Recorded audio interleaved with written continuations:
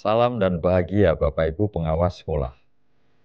Upaya transformasi pendidikan di negara kita telah diinisiasi oleh Kemendikbudristek melalui serangkaian paket episode kebijakan Merdeka Belajar. Salah satu episode tersebut adalah Kurikulum Merdeka dan Platform Merdeka Mengajar.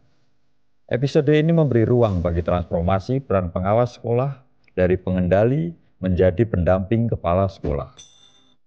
Pengawas sekolah dulu terkesan sebagai atasan kepala sekolah. Namun, berbeda dengan saat ini. Pengawas sekolah bertransformasi menjadi pendamping atau mitra belajar bagi kepala sekolah dengan semangat kolaboratif.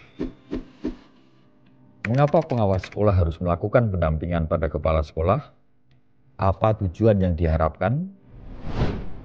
Transformasi pengawas sekolah dilandasi dengan terbitnya Peraturan Direktur Jenderal Guru dan Tenaga Kependidikan Nomor 4831 Tahun 2023 tentang peran pengawas sekolah dalam implementasi kebijakan Merdeka Belajar pada satuan pendidikan. Perdirjen tersebut menyatakan bahwa tujuan utama pendampingan kepala sekolah oleh pengawas sekolah untuk meningkatkan kualitas pembelajaran yang berpusat pada peserta didik sebagai implementasi kebijakan Merdeka Belajar. Tujuan utama tersebut kemudian dijabarkan menjadi 4 tujuan yang lebih spesifik sebagai tujuan khusus pendampingan pengawas sekolah pada kepala sekolah dampingannya. 1. Pengawas sekolah menciptakan budaya kolaborasi dengan kepala sekolah, warga satuan pendidikan, dan masyarakat secara berkelanjutan dalam mengembangkan program pembelajaran yang berpusat pada peserta didik. 2. Pengawas sekolah mewujudkan lingkungan belajar yang aman, nyaman, dan inklusif. 3. Pengawas sekolah meningkatkan kualitas proses dan hasil belajar peserta didik. 4. Pengawas sekolah membangun budaya refleksi dalam mengembangkan warga satuan pendidikan dan pengelolaan program satuan pendidikan. Bagaimana Bapak dan Ibu? Sudah terbayang ya, apa saja 4 tujuan pendampingan pengawas sekolah? Tentunya sebagai pengawas sekolah, kita harus berperan aktif agar keempat tujuan ini dapat terwujud. Seperti apa contohnya? Berikut adalah gambarannya. Pengawas sekolah mendampingi kepala sekolah dalam menyusun program kerja sekolah dan anggarannya berdasarkan rekomendasi rapor pendidikan.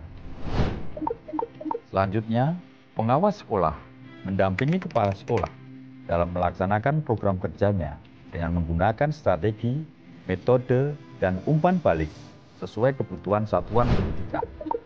Contoh lainnya, pengawas sekolah membersamai kepala sekolah dalam mengembangkan kurikulum satuan pendidikan dan perencanaan pembelajaran yang berpusat pada peserta didik. Jangan lupa, sebagai pengawas sekolah, berikanlah umpan balik secara berkala kepada kepala sekolah berdasarkan hasil refleksi untuk memastikan peningkatan kualitas pembelajaran. Sebaiknya berikan umpan balik yang konstruktif dan tidak bersifat menghakimi. Dan selalu sampaikan apresiasi kepada kepala sekolah yang Anda dampingi ya Bapak Ibu.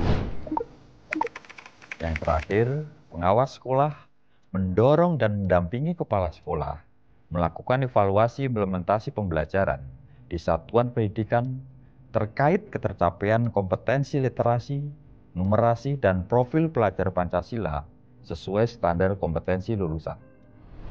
Pengawas sekolah juga mendorong dan mendampingi kepala sekolah untuk memberdayakan komunitas belajar serta memfasilitasi kepala sekolah dalam mempelajari dan menerapkan prinsip-prinsip kurikulum merdeka. Wah, cukup jelas ya gambarannya. Mari kita tanamkan bahwa pendampingan yang dilakukan oleh pengawas sekolah ditujukan untuk meningkatkan kualitas pembelajaran di satuan pendidikan dampingannya dengan budaya refleksi dan kolaborasi yang inklusif melalui kemitraan bersama kepala sekolah. Yuk, kita lakukan transformasi peran yang sebelumnya pengendali menjadi teman belajar atau pendamping bagi kepala sekolah.